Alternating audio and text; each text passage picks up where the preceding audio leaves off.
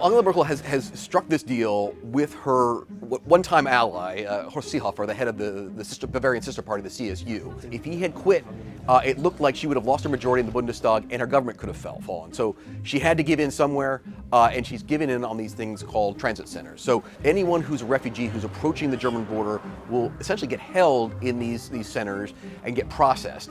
Now, she had resisted this, arguing that actually it's against EU rules of open borders in the Schengen zone.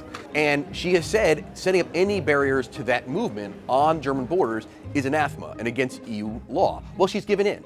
So she actually has conceded on one of the fundamental principles that she had going into this argument. And the knock-on effect of this could be significant, because although there is not really a migration crisis of the scale that it was 3 years ago, the politics are getting incredibly complicated. We've already seen Sebastian Kurz, the Austrian chancellor, say, well, if the Germans are going to set border controls on the German border, we're going to do it in Austria. What happens then?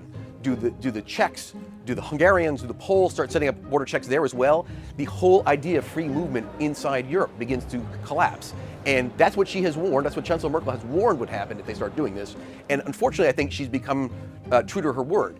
Now that Germany has agreed to do this, other countries are going to start doing this, and the era of free borders in Europe is now under threat because of this decision.